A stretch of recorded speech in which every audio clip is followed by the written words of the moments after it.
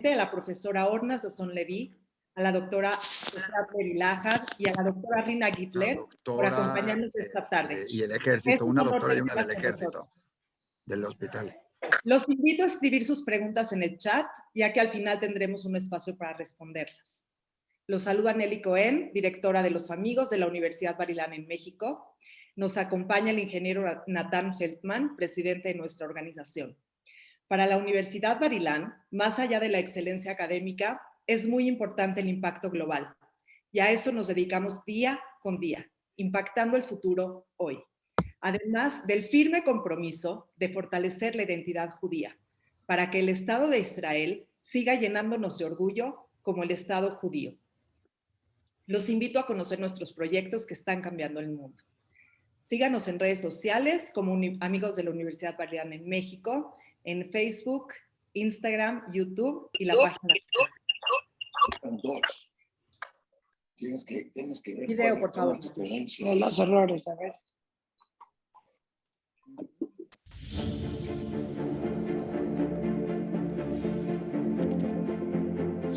Our world is intriguing and challenging. It arouses a burning desire to understand its laws, study complex processes, discover and develop new worlds.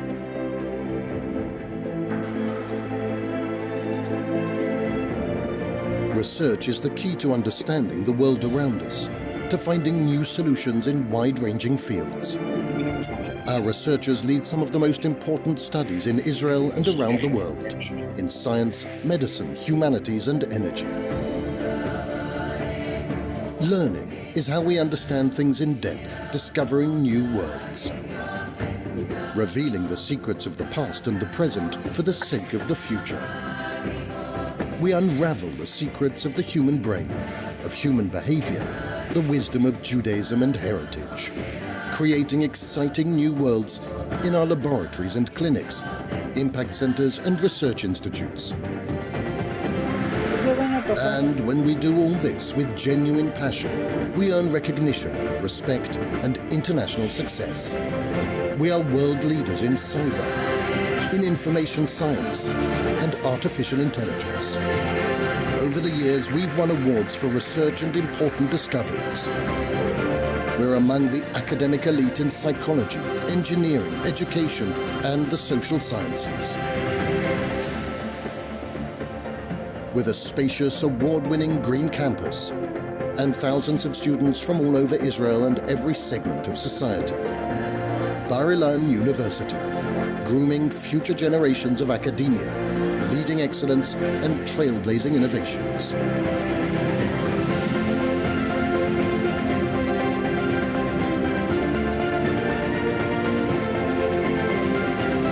We invite you too to explore, discover, and to lead.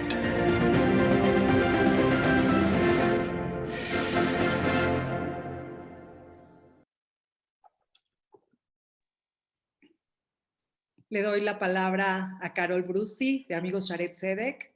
Por favor, Carol. Hola, buenos días. Sí, yo soy Carol Brusi, la directora de Amigos Shaare Zedek México. Nos acompaña hoy también Elías Casca, el presidente. Y como van a poder ver en un minutito, Shaare Zedek es uno de los hospitales más grandes e importantes de Israel. Recientemente fue nombrado Hospital COVID de Jerusalén. Desde 2016 abrimos la oficina de Shaare Zedek en México para invitar a nuestros amigos a despertar su pasión por este hospital de excelencia y compartir nuestro entusiasmo por mejorar, transformar y salvar vidas. Hemos hecho varios intercambios y simposios médicos y los invitamos también a seguirnos en Instagram y Facebook como Amigos Shaare Zedek México.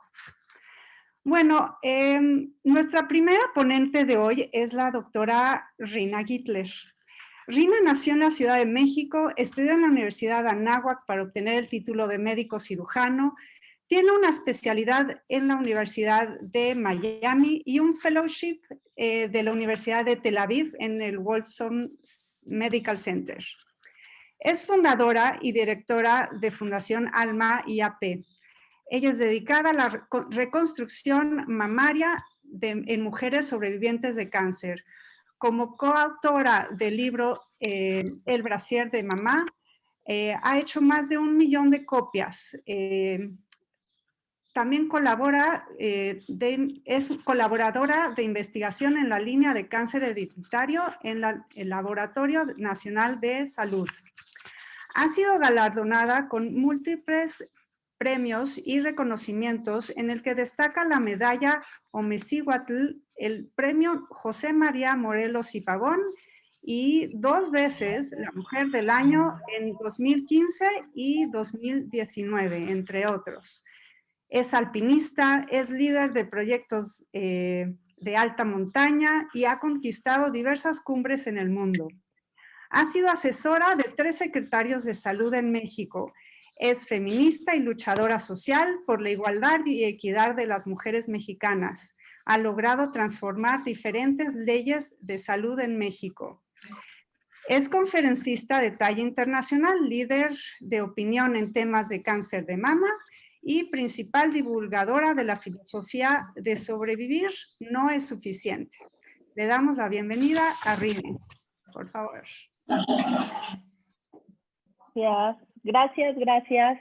Gracias a todos los que se conectaron.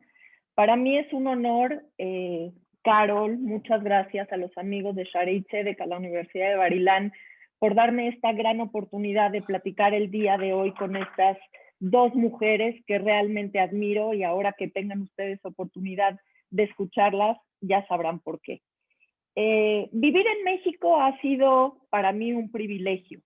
Quizá muchos de ustedes, muchas de ustedes no se han dado cuenta lo privilegiados que somos en este país. Y justamente fue hace 11 años cuando fui diagnosticada con cáncer que empecé con Fundación ALMA, decidida a que todas las mujeres mexicanas vivan el proceso de cáncer de una manera digna, de una manera íntegra como yo lo viví. Para mí ha sido una larga jornada, y hablar de feminismo, hablar de equidad, hablar de género en México sigue siendo muy difícil. Sigue siendo muy difícil cuando oímos a estas mujeres como es Ephrat, de todo lo que esto significa. La profesora Orna también nos platicará un poco de esto. Y pues bueno, Fundación ALMA ha hecho la diferencia en nuestro país. Estamos en 18 estados de la República Mexicana, donde hemos operado de manera gratuita a más de 500 mujeres. Tenemos una línea importante en el tema de educación, y lo más importante que se ha logrado es tener un tema en incidencia en política pública. Y lo que siempre les digo es: no tienes que cambiar al mundo, no tienes que cambiar a un país, cámbiale la vida a la persona que está al lado de ti. Pero afortunadamente hoy en México existe una ley que incluye la cirugía de reconstrucción mamaria como parte integral del tratamiento, así como las pruebas genéticas para pacientes de alto riesgo. Y pues esto nos tomó mucho tiempo, pero es un ejemplo que nada es imposible, que uno puede llegar hasta donde quiere llegar. Siempre platico de que los seres humanos, pues lo que nos hace ser son nuestras creencias, nuestros valores y nuestras acciones. Y por eso para mí es un honor hoy estar platicando con estas 2 mujeres con las que realmente me identifico, con las que seguramente compartirán su experiencia al igual que yo, lo difícil que es vivir en estos círculos donde la mayoría de las veces pues nuestros colaboradores son hombres, donde hemos tenido que levantar la voz en múltiples ocasiones para hacer valer nuestros derechos. Y muy importante, antes de comenzar, creo que valdría la pena recordarles lo que nos referimos con equidad y lo que nos referimos con igualdad. Igualdad es darle a todos lo mismo. Equidad es darle a cada persona lo que realmente necesita. Y en base a esto, puedo decirles que tendremos una charla muy interesante que seguramente nos dejará muchísimo a todos nosotros. Siempre me han preguntado, y cuando me entrevistan, frecuentemente me preguntan ¿quién es el personaje de la historia con el que te gustaría tomarte un café? Siempre contesto que es Golda Meir. Golda Meir, cuando yo nací en 1974, ella dejó el cargo de primera ministro de Israel. Y en ese entonces, en 1974, pues fue un parteaguas porque Golda Meir, solo habían 3 países que habían tenido mujeres en ese cargo. Y para mí, en 1974, después de haber estudiado a esta mujer tantas veces, leído su biografía, pues para mí es la que inició el feminismo en mi vida. Me identifico al 100% con esta gran mujer. También me preguntan a qué personaje de la actualidad me gustaría conocer. Y creo que dentro de todas las bendiciones que tengo en esta vida, he seguido a la doctora Ephrat Levy desde hace muchísimos años. Ya les platicaré quién es ella, pero yo no creo que mucha gente tenga ese privilegio de tomarse un cafecito con una de las mujeres que más admiro hoy en día. Si bien recuerdan, Fundación ALMA fuimos los pioneros en hacer el primer estudio genético en el tema de cáncer hereditario en la comunidad ashkenazí, y gracias al consejo de la doctora Ephrat Levy pudimos llevar a cabo esto. Así que me siento muy honrada que al personaje que yo quisiera conocer, hoy pues la conozco hace algunos años, tuvimos el privilegio de tenerla aquí en México. Y pues bueno, creo que es bastante interesante, el tiempo es muy valioso, y una cosa muy importante, me gustaría que esta plática que vamos a llevar estas 2 mujeres y yo, esté dedicada a todas esas mujeres que están hoy en la línea de enfrente o que estuvieron en la línea de enfrente, y desafortunadamente ahora que nos cambió la vida, que llegó el COVID, pues muchas científicas, muchas mujeres muy importantes alrededor del mundo pues han perdido la batalla. Así que esta plática será en honor a todas esas mujeres. Y pues sin más preámbulos, creo que todos queremos oír a nuestra primera invitada, que es la doctora Orna Sasson Levy. Orna Sasson Levy es profesora del Departamento de Sociología y Antropología, así como del Programa de Estudios de Género de la Universidad de Bar-Ilan. Sus intereses de investigación y enseñanza incluyen la teoría feminista, el militarismo y el género, y las etnias israelíes. Su último libro, con Edna Lomsky-Feder, Women Soldiers and the Citizen in Israel, Gender Encounters with the State, fue publicado por Routledge en 2018. La profesora Sasson Levy fue nominada recientemente como asesora presidencial de Bar-Ilan para la equidad de género. Pues le doy la palabra, Orna, bienvenida, Bruja Abba, y escuchemos todo lo que Orna tiene hoy que compartir con nosotros.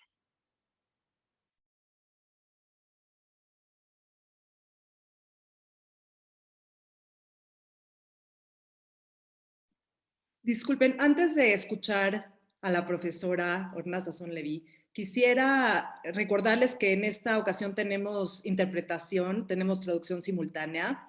Hay un icono en la parte inferior del lado derecho de su pantalla que dice interpretación, y ahí pueden elegir si lo quieren escuchar en español o estar apagado. Gracias. Okay. Okay, so I apologize, I don't speak Spanish and I will have to talk in English. I will try to talk slow, but if I talk too fast, you can let me know. Hi, it's nice to be here and I'm thanking you for inviting me. My talk today is about gender reforms in the military, of which the most obvious one is opening combat roles for women. In particular, I will examine the reforms in the Israeli military, and I ask, what is the meaning of these reforms? How should we analyze the experience of women in the post-reform military? And most importantly, who gains and maybe who loses from these reforms? As you can guess, my answers will not be simple. Rather, I will argue that gender reforms in the military often have a dual effect.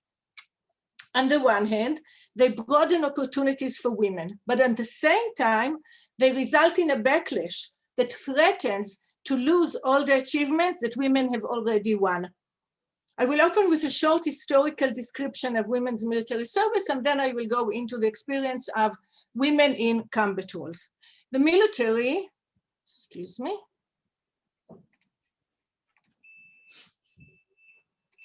Is that okay now? Can you see the presentation? Yes. Yeah. Okay.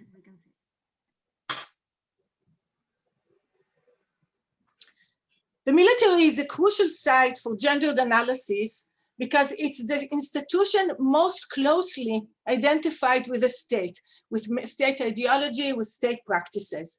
This is especially true in militaristic states like Israel, where military service is perceived as the expression of the individual's commitment to the state, and it delineates the boundaries of the political collective.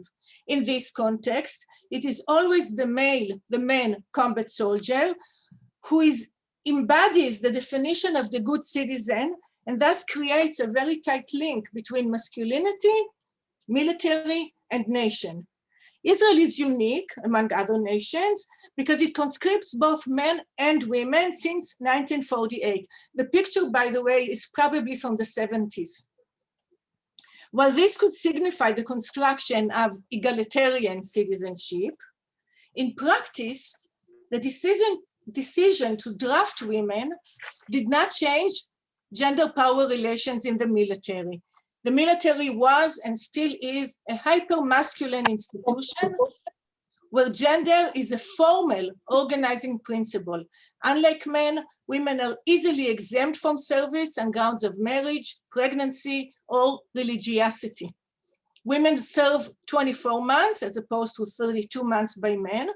And the result of these two factors, easy exemptions and a shorter service, women comprise only 34% of the regular army.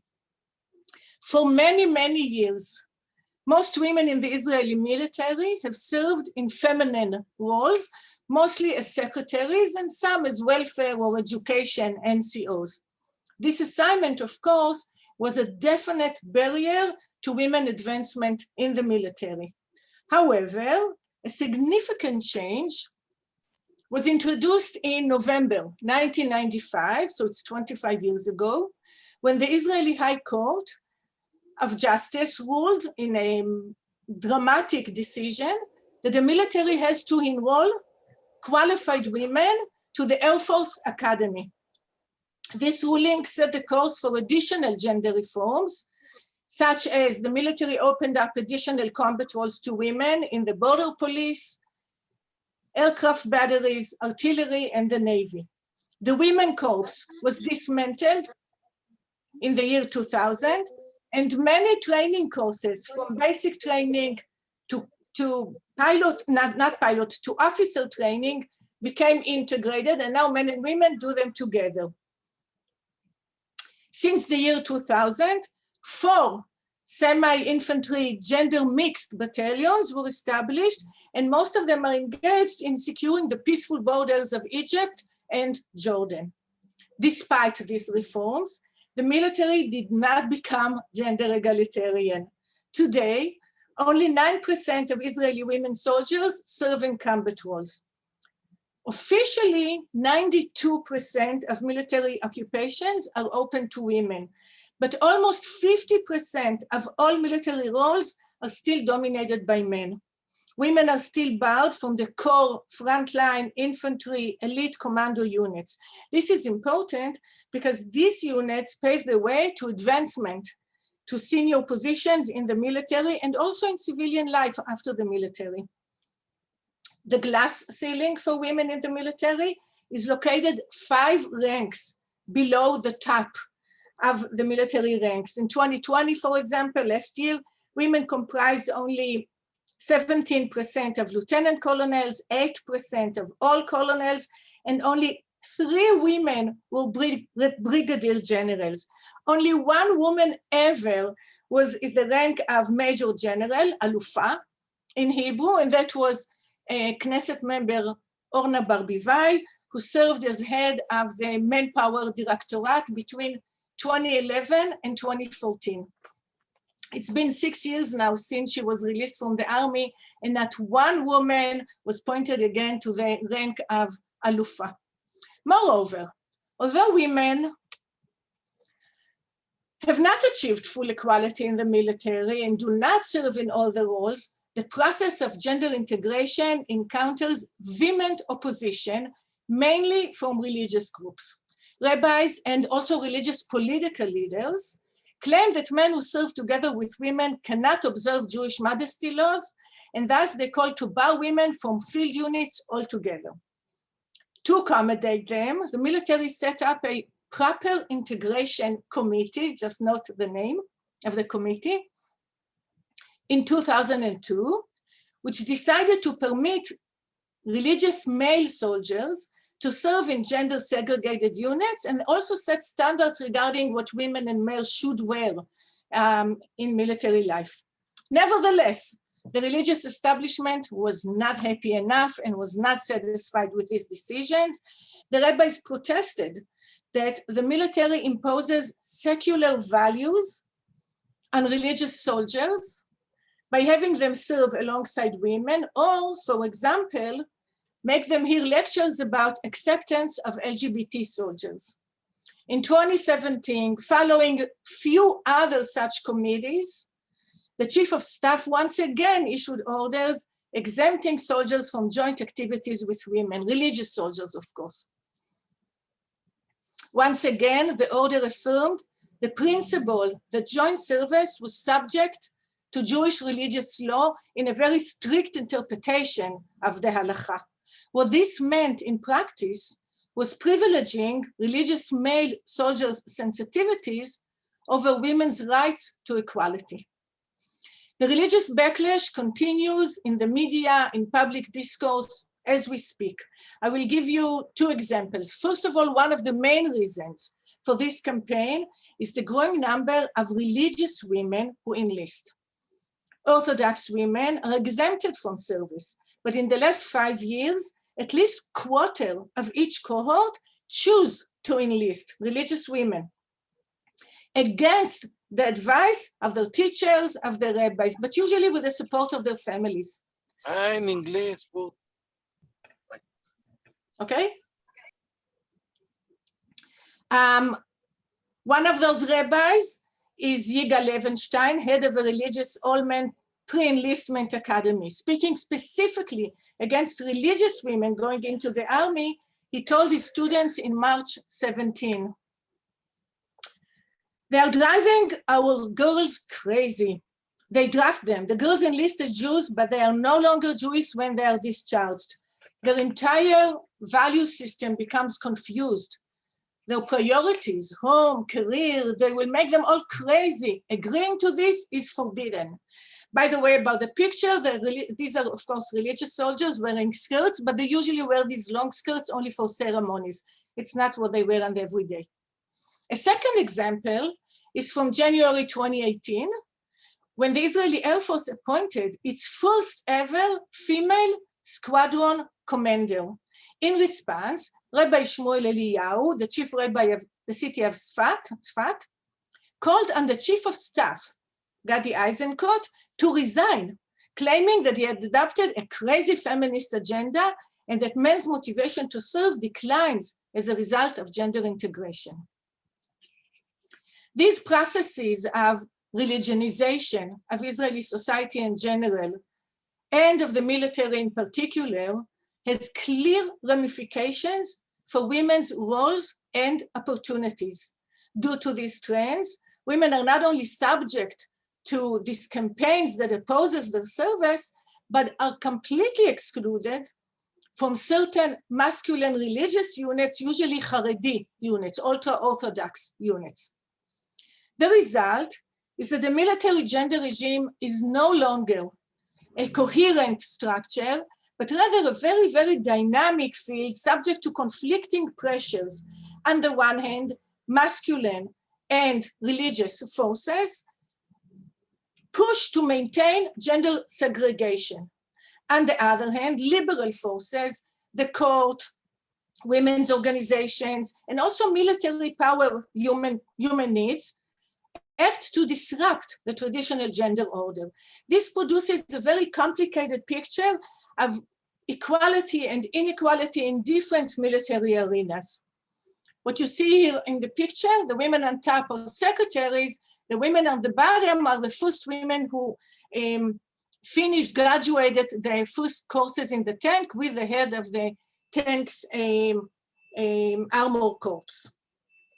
In this heterogenic and maybe even chaotic structure that we have now, we can no longer use old feminist perceptions that the army is empowering women or the army is oppressive to women. Rather, we have to ask who gains and who loses, what kind of service and who serve well, and what kind of a service different women have, women from different groups who serve in different military roles.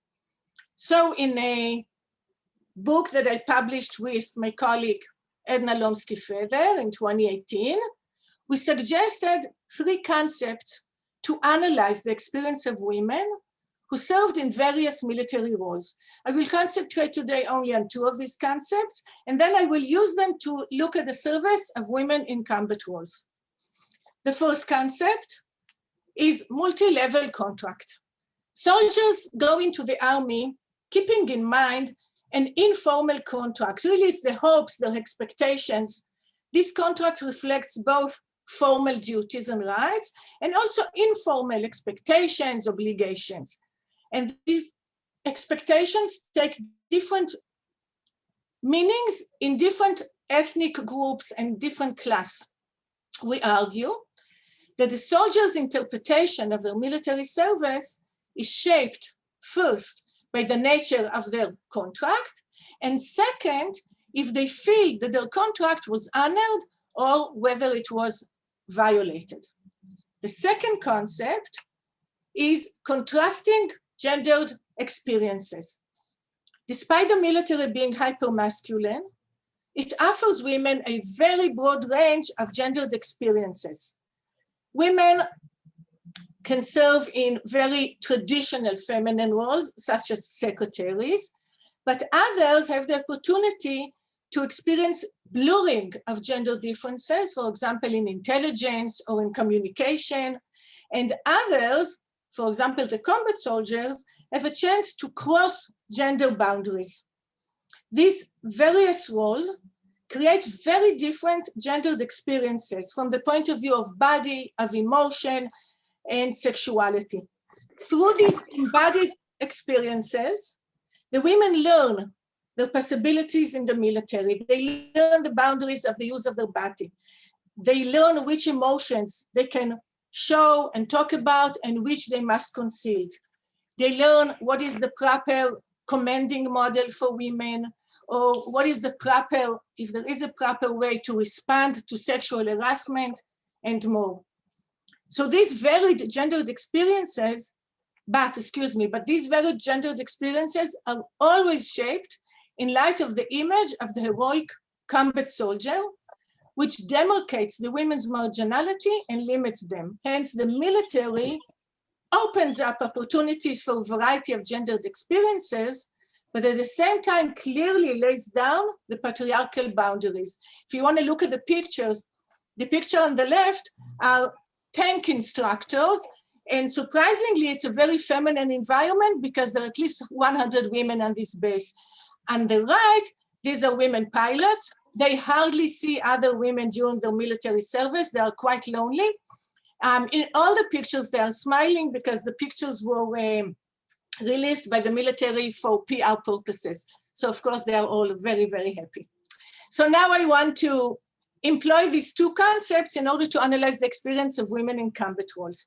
My argument here is that their military experience is very ambivalent, as it reveals inner contradictions between their perceived contract, the first concept, which is fulfilled, and their actual gendered experience, which can be very denigrating. In response to this gap, they are practically forced to constantly struggle for value and recognition. So let me start. Like other young middle-class women, the informal contract of women combats emphasizes entitlement for self-fulfillment. They expect to serve in high-status roles, to challenge themselves while manifesting, demonstrating gender equality. Indeed, most of them describe their service as very empowering, giving them self-confidence, and as a very, very positive experience. They received a unique opportunity to cross gender boundaries, and in that sense, they felt that their contract was fulfilled. At the same time, examining their gendered experience, we found that very often their high expectations of serving in a so-called masculine role crumbled in the face of reality. Not only did they encounter the denigrating discourse, religious discourse that I mentioned earlier, but they constantly said, one minute.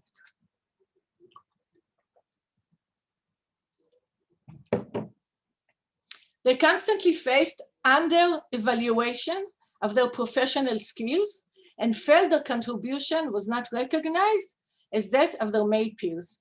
Let me give you just one example. Anita served in a mixed gender semi-infantry battalion, Karakal, if you heard of that.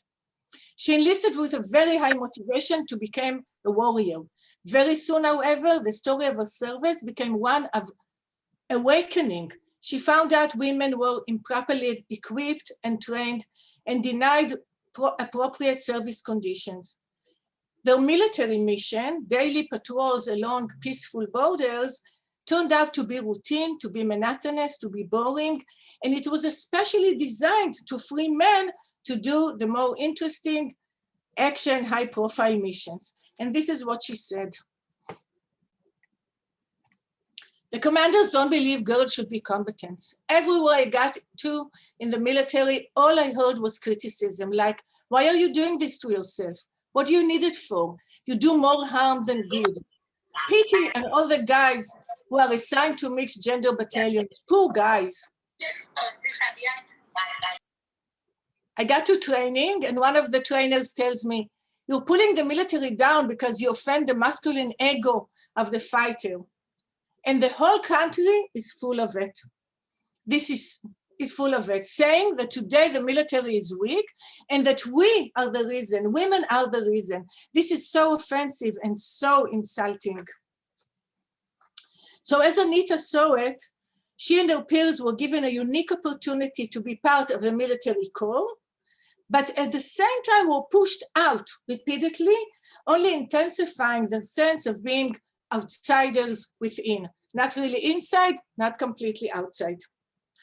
The devaluation of the women soldiers in the mixed battalions is so common that it became a very dominant theme in their narratives. The devaluation practices, combined with the public undermining of their professionalism as soldiers, is a form of gender harassment. It is designed to stress, again, gender boundaries and to urge women to take a step back.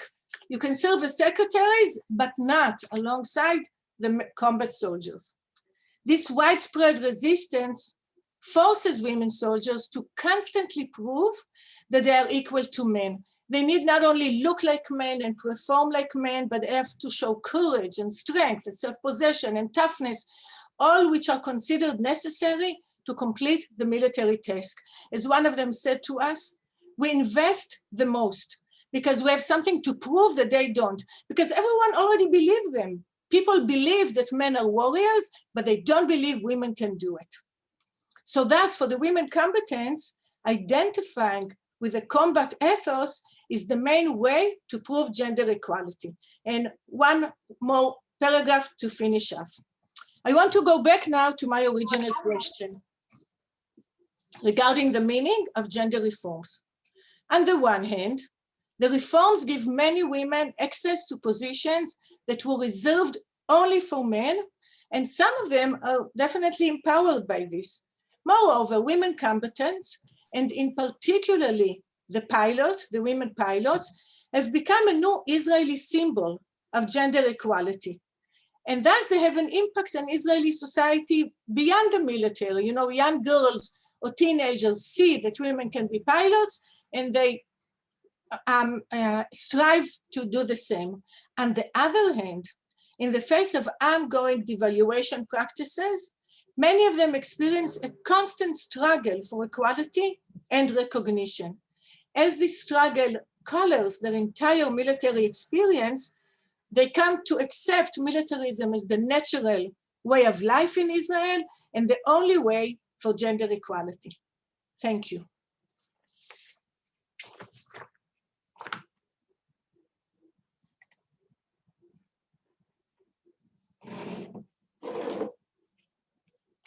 Thank you. Muchas gracias, Orna. Toda raba, muy interesante. Muy interesante, Orna. Toda raba. Y pues bueno, antes de seguir con nuestra próxima ponente, quiero darle unos minutitos para que nos pasen el video de Shaare Zedek. Shaare Zedek es un hospital, para el que no sabe, en Israel, en Jerusalén, el hospital más grande, que ahorita está haciendo, bueno, siempre ha hecho una gran labor. Y justamente nuestra próxima ponente, ahorita les voy a platicar quién es, pero si nos ponen el video, por fin.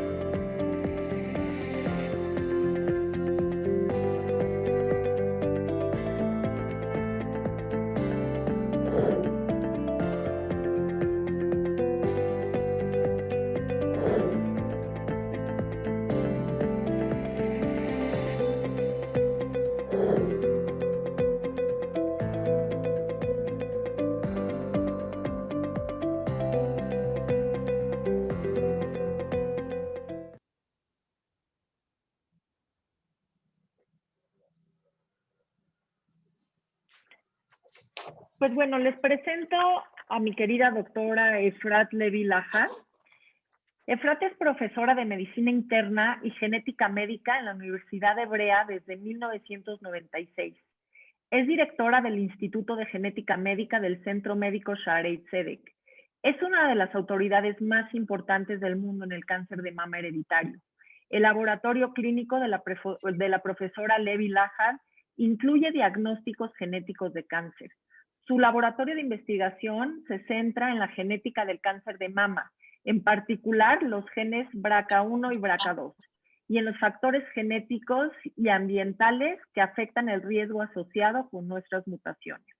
En noviembre del 2018 fue galardonada con el Premio Emet de Israel por sus aportaciones a la genética. Y pues sin más preámbulo, les presento a la doctora Ephrat Levy, que tuve yo la fortuna de que viniera a México hace unos años y visitara el Laboratorio Nacional de Salud, en donde nosotros en Fundación ALMA llevamos nuestras investigaciones. Así que muchas gracias, Ephrat. Welcome. Thank you. So I'm going to give a talk that's not really my usual talk. It's not going to be a medical or a scientific talk, maybe only slightly so, but I was asked to speak about my experience as being an academic physician who happens to be a woman. So let me start. So that's why my talk doesn't really have a title. Okay.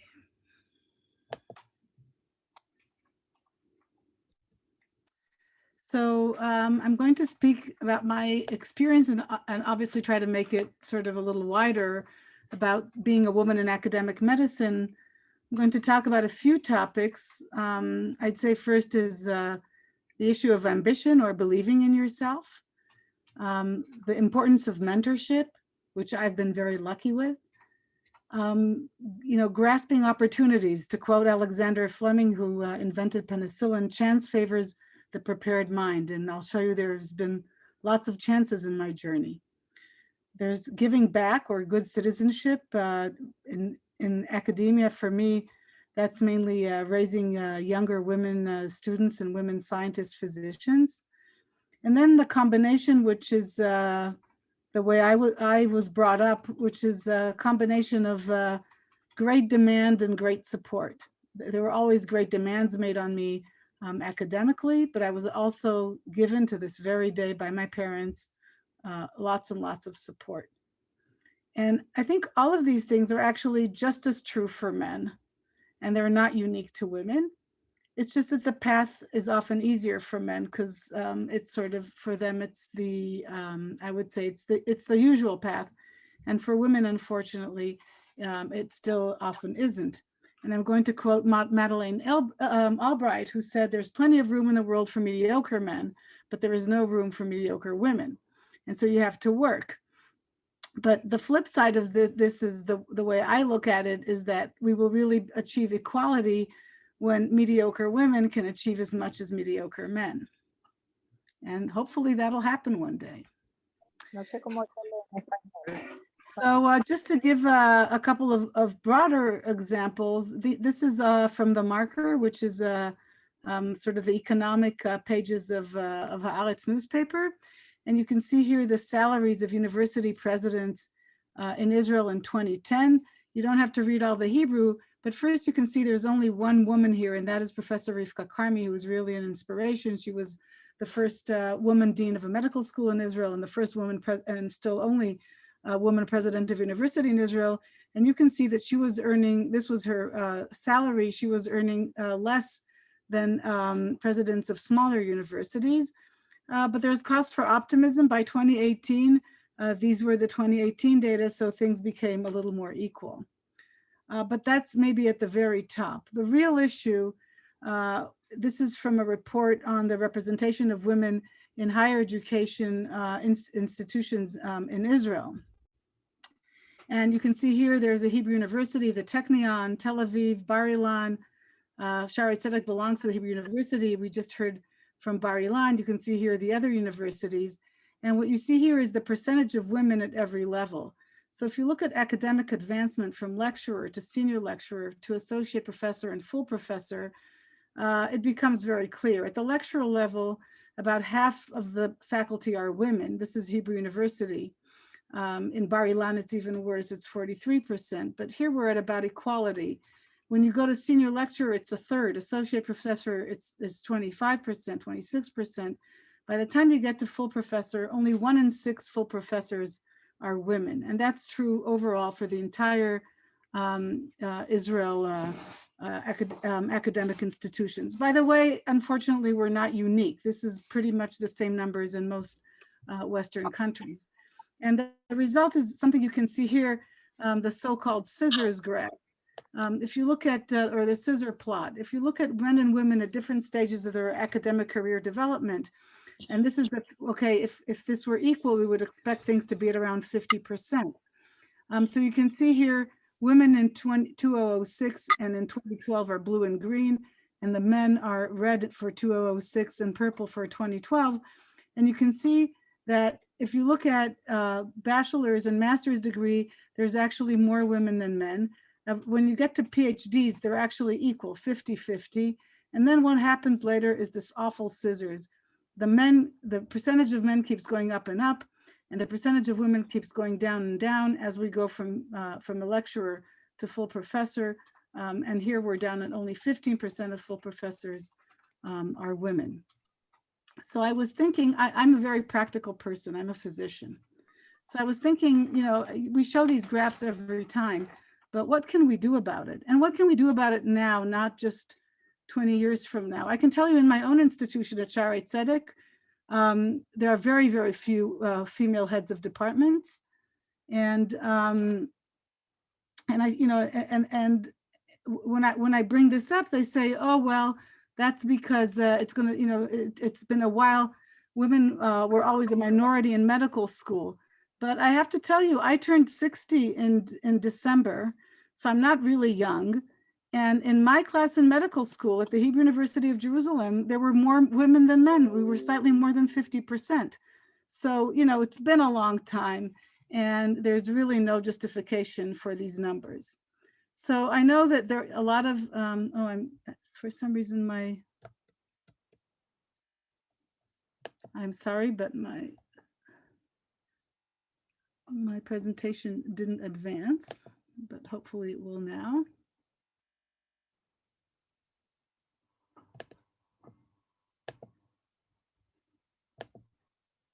So I know I'm speaking to a very Zionist and pro-Israeli group.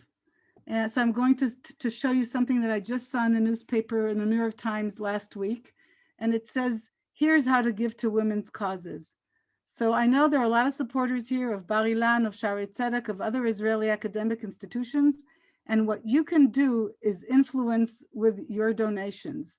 Your philanthropy can make a difference. And if you give money to an Israeli institution and you want to support women, when you give your donation, you can ask, what is the institution doing to advance women, and how can my contribution, my donation, make a difference to women? And that's really my take-home message from this talk. I'm going to tell you my personal story, and maybe it's interesting or not so interesting, but you know, if we want to make an impact in the world, and if we want to make impact for women, and this is true also for men. You know, men usually have their favorite women, their wives, their daughters, their sisters, their nieces. And I think this is something we really should all be thinking about. So a little bit about my own journey. So as you know, Jerusalem is the center of the world, right here, if you didn't know. And that's where I grew up, and I went to high school. And I want to give a shout out to all of the teachers in the audience. I had an amazing biology teacher, Chana Loerer, Zichrona Livracha, of blessed memory. And she really got me turned on into biology in general, and genetics in particular. And I think one of the reasons I love genetics is because of her. And in the Army, I had the fortune of being in intelligence, so I didn't have a particularly boring job. Although I will tell you that after, this is just to connect to Orna's talk, I did a course in Arabic when I was in the Army, and I graduated top of the course, so I could choose the job I wanted, and I chose the job I wanted. And when I actually got there, the officer the first day said, oh, very good, could you please make me a cup of coffee? And I said, well, that's not in my job description. I am not going to make you a cup of coffee. I was 18. So he said, okay, I'm asking this not as your commander, but as a friend. So I said, fine, if you're my friend, is it okay if I ask you to make me a cup of coffee on some other occasion? So he said, you had better make me a cup of coffee. Now, even then I realized this could be bad news. So the coffee stuff was in the other room, and the salt container and the sugar container looked exactly the same. And I suddenly had this bright idea, and I put 2 teaspoons of salt in his coffee. So, but anyway, we became friends afterwards and made each other many cups of coffee, but not as my job description. But I don't recommend this as a general policy. Anyway, so I was really fortunate. I went to medical school in Jerusalem, and then I did my internal medicine residency with Professor Chaim Hershko. And I was going to talk about the importance of mentorship. And I think Professor Hershko was an incredible mentor in the sense that he really thought we should develop to the best of our potential.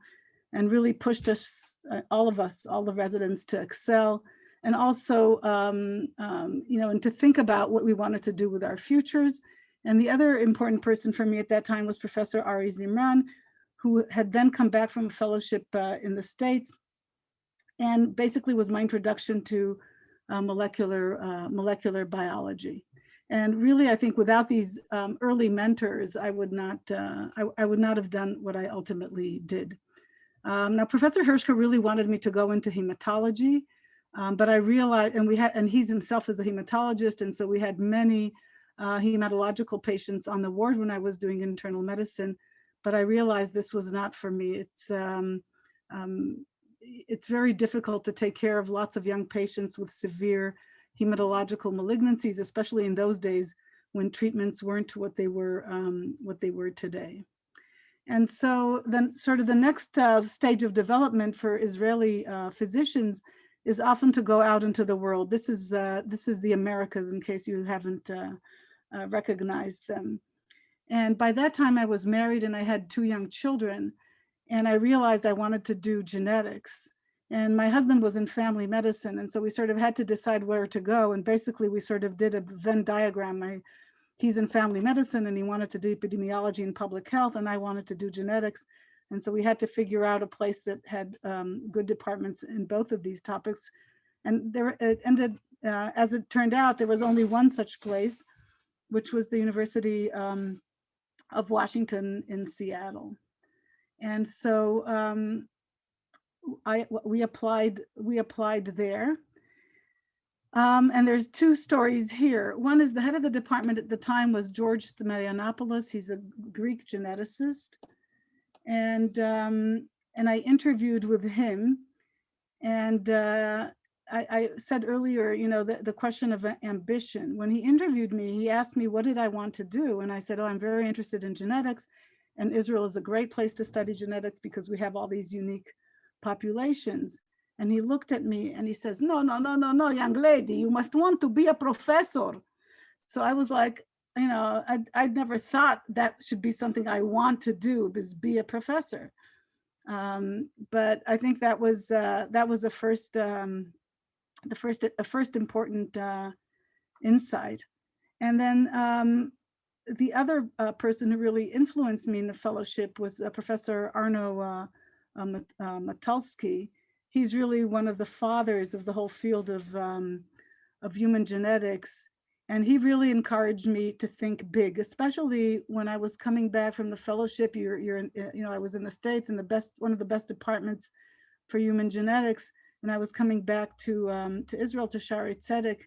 And he kept telling me, you have to think big. He says, don't think small. If you think small, it'll stay small. If you think big, it might end up small anyway, but at least it has a chance to become big. And I actually, the work that I did during my fellowship was with 2 scientists. One is Jerry Schellenberg, who's a molecular biologist, and Tom Bird, who's a physician. And actually what I did then was actually look for a gene for Alzheimer's disease. And it turned out there were these families called Volga Germans. These are ethnic Germans that Catherine the Great, the Tsarina, brought over to Russia because she was German and she wanted some of her compatriots to give her support. And they settled in this area of the Volga. And there were 2 villages, Walter and Frank, that had families with particularly high rates of Alzheimer's disease. And I ended up finding a gene for Alzheimer's disease. And really this was about, for me, it was the thought that this is what I would do when I got back, because we had all these populations where you could look for human disease genes, which is what interested me then and interests me to this day. But, life is the people you meet along the road. So I was really doing the studies on Alzheimer's disease, and it was May of 1995, and the American Society of Clinical Oncology meeting, ASCO, was in Seattle, and Shaare Zedek, which had then not had an oncology department, was forming a new oncology department, and at its head was Professor Rafi Katan. I'm sorry for the spelling mistakes here, but he was the new head of oncology at Shaare Zedek. He later went on to Sheba, but then he was at Shaare Zedek. And he came to the meeting and he asked to meet me. And he asked me what was I doing in genetics? This was, like I said, 1995. And I said, oh, I'm working on Alzheimer's disease. And I think I'm about to find a new gene for Alzheimer's disease. So he says, that's all very good, but the next big thing is actually going to be cancer genetics. And if you're coming back to Israel, and if you're coming back to Shaare Zedek, you better do cancer genetics, and you better find out about it. And I hadn't done any cancer genetics until that point. But he was so enthusiastic, and again, he's one of those people who taught me so much and pulled me in the right direction. So I went back from the meeting, and I thought, well, there's a world famous geneticist who was just moving from Berkeley to Seattle. This is Professor Mary Claire King. And I said, okay, if I need to know cancer genetics, I better go speak to her, and the rest is history. So this is Dr. Mary Claire King. She's really, I would say, probably one of the first and foremost cancer geneticists in the world. And she had just moved to Seattle in order to find the BRCA1 gene. And we really connected. And I think she was my first serious woman mentor, and is to this day. And it's actually, in a way, interesting. I showed you all these men who were my mentors that I'm thankful for, but it just shows, I guess, it's just a numbers game how few women there are in these positions, unfortunately, to this very day. But Mary Claire is an incredible champion of women, and also she's an incredible scientist and an incredible person, because the story was that she started since the 70s claiming that there must be a gene for breast cancer, and people thought she was nuts. But then the genomic technology came along that enabled at first to locate the gene, and she located the gene on chromosome 17 in 1990. And then there was a worldwide race to actually find the gene itself. And in the end, it was not her group that discovered it, but a group from Myriad Genetics in Salt Lake City. And the incredible thing was, I still remember she gave a talk that year at the American Society of Human Genetics. And she said, yes, we lost the race. But she said, what would I have done if I had found the gene? I would have woken up the next morning and then tried to find every mutation I could. So somebody else found the gene. What did I do the next morning? I went back to the lab to find every mutation I could. And I think that's sort of this incredible grace. And also the fact that what we're after is understanding and the truth. And I mean, obviously there are all kinds of races and you'd like to be first, but it's the science itself, I think, that is always so compelling. So in Ashkenazi Jews in Israel and worldwide, we have a unique mutation because there are 3 mutations that are particularly common, BRCA1 and BRCA2, and 1 in 40 Ashkenazi Jews, men and women, are carriers of one of these mutations. And other mutations in Ashkenazi Jews are very rare. So essentially you can do a very simple blood test or even a cheek swab and find out about these mutations. And so I came back from my fellowship and I set up a cancer genetics clinic, which was one of the first in Israel. And then I started encountering these frustrating situations. What you see here is a family pedigree. The circles are women and the squares are men. And this is a woman who got ovarian cancer when she was 49. And the reason she got it is because after she became affected, we tested her and we found out she's a carrier of our BRCA1 mutation. And, you know, and ovarian cancer to this day is a disease that's very difficult to cure. And so it's and on the other hand, removal of the ovaries when you finish childbirth is a relatively small operation. So you look at a woman like this and you think, well, you know, she could have been identified before she ever got the disease. That's, I don't know if to call it frustrating, infuriating, but I guess it's both. And the reason this woman doesn't have, you know, she doesn't have a family history because she inherited this from her father and he inherited it from his father. And this is a family that has mostly men and is very small. So we know that about half of carriers actually don't have a family history. And unless you test everybody, you're just not going to find them.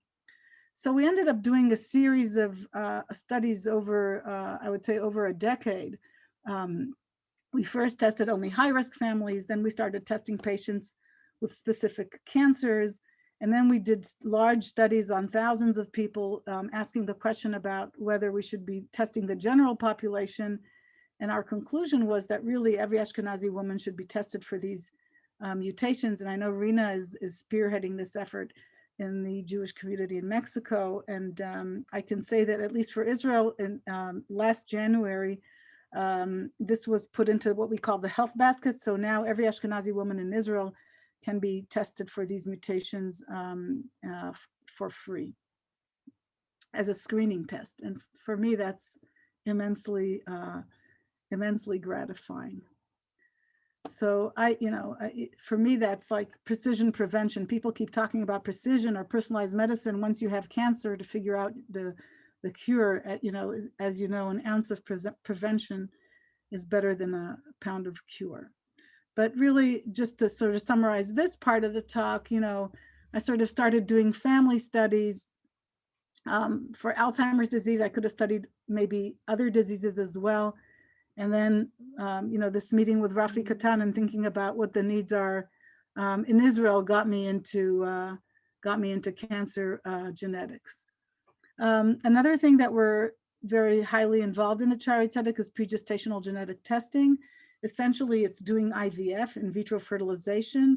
But then if the couple is at risk for a genetic disease, we can do genetic analysis of the embryos and return to the womb only embryos that are free of the genetic disease.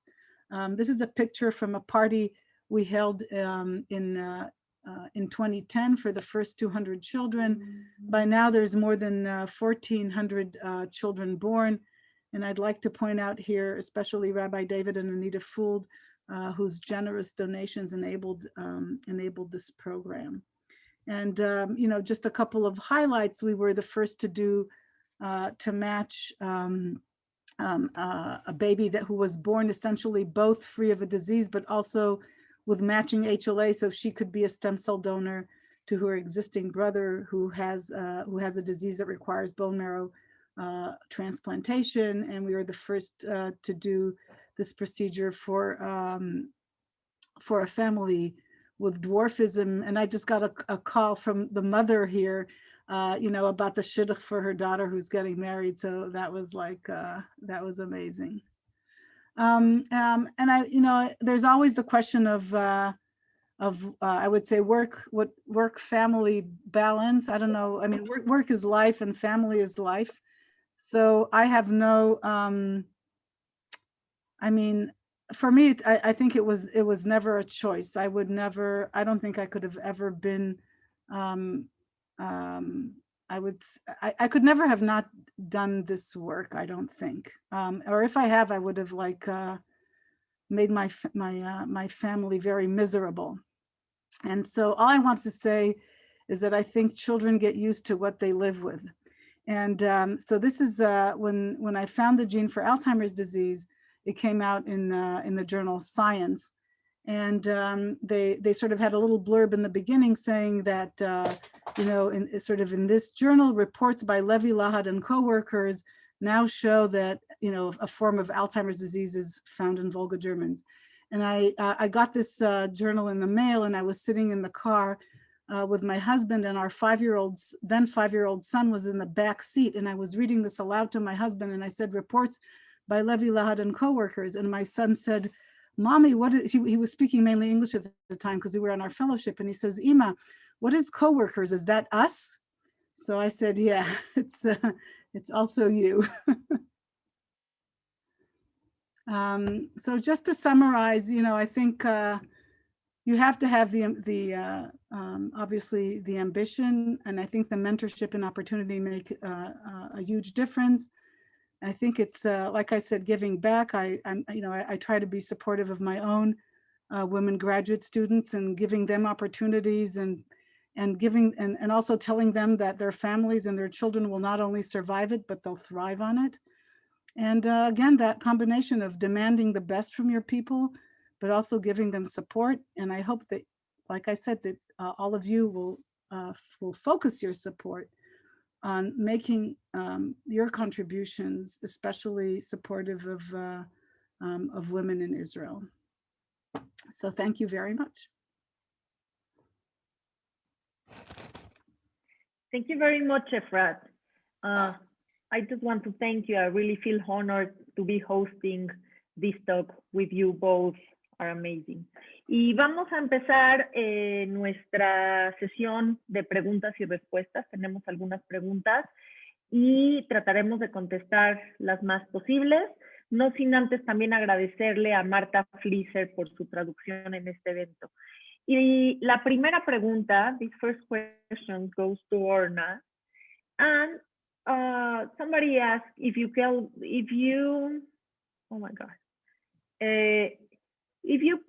could tell us some positive experiences from women in the Army. Yes. I think the best roles for women in the Army are the roles that are mostly demand cognitive capabilities. It's exactly what Ephrat said. And I will tell you, it's the story of my daughter. My daughter went into the Army. She was chosen to a quite prestigious intelligence unit. And I was surprised how they found out exactly what she is good at. She's very good with language, and they made her not only her friends were listening to different languages and, you know, trying to decipher what is going on in the Middle East through listening. And she was not listening. She was the one that was translating the codes and understanding what word in one context means in a different context, etc., etc. She had a wonderful experience. She made new friends. She married a guy from the military. Now they have 2 sons.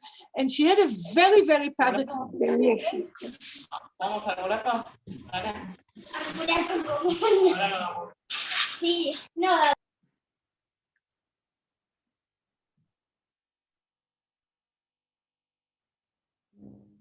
Okay. And they realized— have another question. Okay. Okay. Sorry. I just want to say, I realized through her story that when the role in the military demands equal participation for men and women, because in intelligence, they all sit in front of the computer. They don't have to prove what a strong body they have, or if they're willing to fight or not willing to fight, but they have to both show how smart they are. Then they have a very good military experience. So that's my recommendation for women. Go to the places where you're especially good. But again, some of the pilots have a very good experience, even though I talk to the women pilots and they have their complaints as well. Very similar to the story that Ephrat said. The story with the coffee is very, very common. Again and again and again, even today in 2021. Thank you. And there's another question. Somebody asked, what's the percentage of women soldiers versus men soldiers in Israel? Women are 34% of the regular army, and much less of the professional army, okay? After the regular army, if they want to continue, they go into the professional military, and then the numbers go down immediately. I want to say that 34% is a very, very high percentage, the highest in all of the Western militaries that we know. The militaries that have the most women, let's say the American, the Canadian, the Australian, are maybe top 16% women. So 34 is really a lot, and it does make a difference. Perfect. Now we have a question for Ephrat. Somebody asked are you now a mentor for women doctors? Do you also make them think big? Sorry, do I also make them what? Think big. So I do my best to try, and you know, I can give I can give an example, not actually a physician, but a graduate student. So I have a graduate student who just left to do a postdoc in Cambridge with, and she has 2 young children. And I know that when she started out, if I would have told her, you know, you should be going abroad for a postdoc at Cambridge University, you know, she would have never thought of doing it. But it's a gradual process. You know, you start studying, you realize you have these achievements and that you can, you know, that you can go on and achieve more. You know, I think it's if you can see it, you can believe it. That's part of the, you know, that's part of giving also giving an example of. But yes, absolutely, I definitely try to do that, and I'd say beyond that, you know, at least in places where I can have influence in terms of making sure there are women speakers. You know, if there's a scholarship program, to make sure that we try to achieve as much equality as we can. I think these things are really important. And often people tell me, "Oh, but you need to choose the best." I'm like, fine, but among the best, you know, we should be making a particular effort to support women, because otherwise we get that awful scissor graph, you know, where, you know, 40% of women get, 80%, and women are half, so 80% of women get lost along the way. That's, you know, that's a terrible waste of talent. Very nice. We have one more question. We have time for one more question, and it's for Orna. How does maternity impact in the army? I mean, I think they're referring to what happens with women that get pregnant during this period.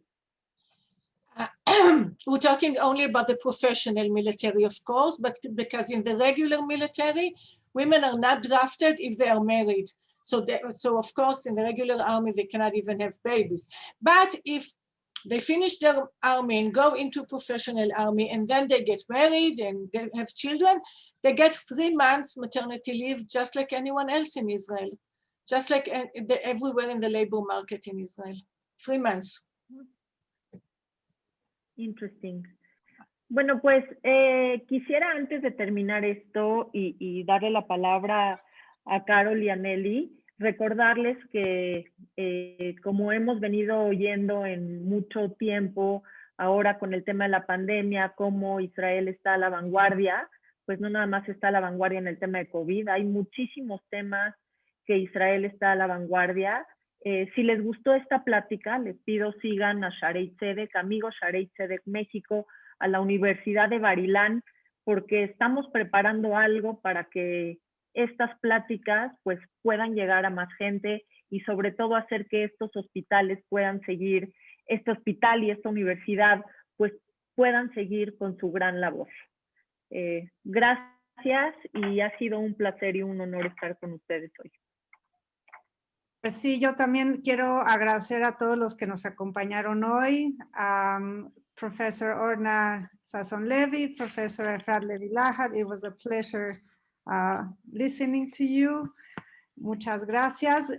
Rina, muchísimas gracias por moderar esto, por tu apoyo, por tu amistad. Fue todo muy interesante. Nelly, compañera, muchas gracias, lo logramos. Doy gracias también a Nathan Feldman y Elías Fasja que nos acompañaron hoy. Y espero que a todos les haya gustado. Búsquenos en redes y le doy la palabra a Nelly. Muchas gracias. Les agradezco profundamente por su participación, por su asistencia. Y rápidamente, antes de terminar con esta sesión, los queremos invitar a la conferencia de abril de Amigos de Bar-Ilan México, en el marco de Yom HaShoah, donde tendremos una colaboración con Instrumentos de la Esperanza. Hablaremos de paz entre las naciones mediante el poder de la música. Y solamente les puedo adelantar que estamos preparando una sorpresa muy especial. No se la pierdan. Nos vemos la próxima. Gracias. Hasta luego. Gracias a todos. Bye. תודה רבה. Good night. תודה רבה לכם. תודה רבה. תודה.